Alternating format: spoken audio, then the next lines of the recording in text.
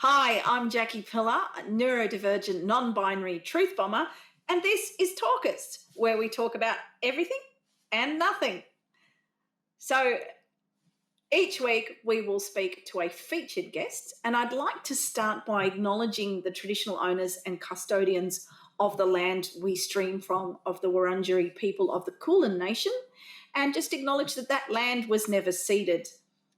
So, Talkist is a little bit about unwrapping the layers of people's experience and giving you an insight into our guests you might not have had before. So, today's featured guest is Sally Goldner, a bit of a gender diversity champion going back quite some time now. Sally Goldner is a trailblazer for the gender diverse communities. I've had the enormous honour of working with Sally on a couple of productions recently, Melbourne Fringe's Tickets on myself, and her own recent relaunch of her comedy career, which was a bit exciting, called One Pan Cooking. So, thanks for being on Talkist, Sally. Dare I say, it's a pleasure to be had, so to speak. The first thing we'd like to do is something I call You Did What? So, I'm going to throw this question to Sally. You did what? Moo ha ha ha ha ha. Not too many people know. There's going to be lots more knowing now. That one time I did a burlesque act, and I've done it twice actually. Once for a couple of private parties, and we're not talking that certain commercial television show where they say they bear all, but it's not really all. And besides, who wants to see all of Brian Taylor's hairy chest? We are talking everything. And believe me, the copies of the video are secretly password protected in a very secure place somewhere in a wardrobe in my home, a la Narnia. So, yes, I did this. And I did the song because, of course, it had to be an Australian classic Aussie rock song. I did use the version of Paul Kelly's Everybody Wants to Touch Me, from his live album at the Continental and the Espy, because we'll support Melbourne, of course. There was lots of planning. It involved coming out appearing in what society calls masculine attire, through to stripping down to what society calls feminine attire, and then going further.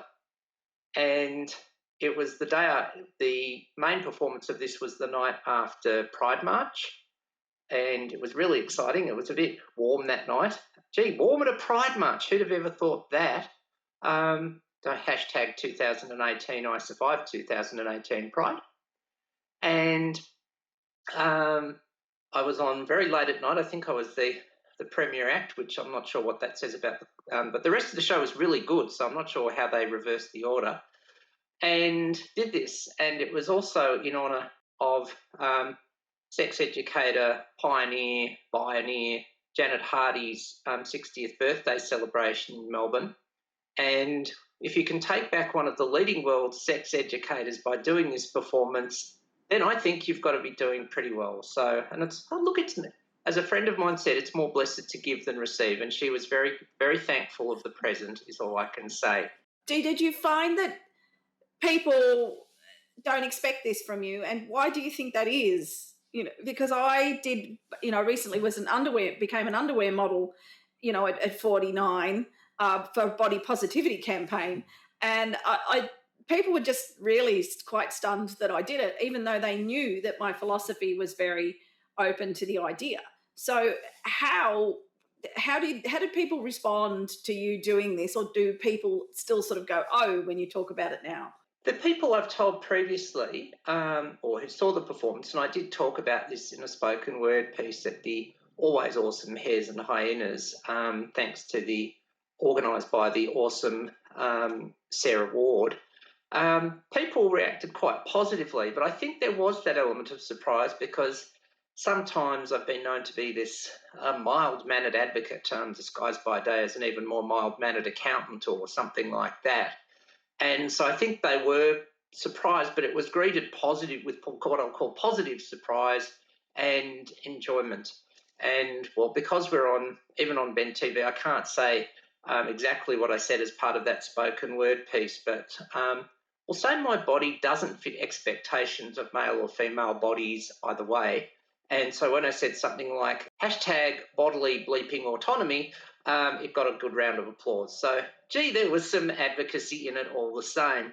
But it was very, very, I found it incredibly liberating. It got rid of internalised prejudice about my body and made me very confident, and it made me a more confident advocate. So, see, it all works together holistically. It's just like a jigsaw puzzle.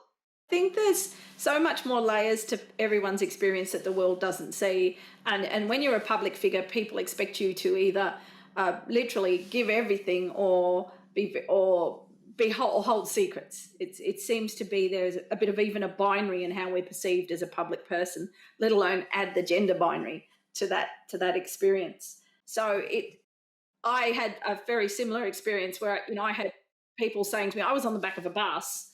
And I had people all, excitedly texting me going, I'm driving behind you on the back of a bus, which was a bit weird. But, yeah, it's nice being on the back of the bus. Under it, I keep telling people.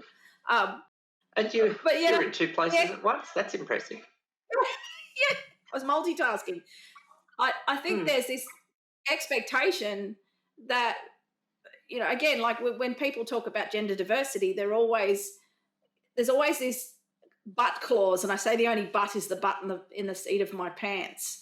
But but they look quite feminine, or but they look, or particularly with non-binary people, it's always but and then some arbitrary disclaimer that supposedly discounts our identity. So I like the idea of something like burlesque and body positive unwrapping us in a way we control the narrative, which I think is really good. Absolutely. Yeah. It was a very powerful thing to do on aspects of gender expression, gender identity and body. And in the words of Daffy Duck, it was good, darn, wholesome, clean fun. Think of the Ducksters if you want to know the reference to that, because I don't plagiarise. This goes to show there's always room for a Bugs Bunny reference in everything we do, or at least a cartoon reference. Thanks, Sally, for being on You Did What on Talk-ist. That's all for now. We'll see you again soon.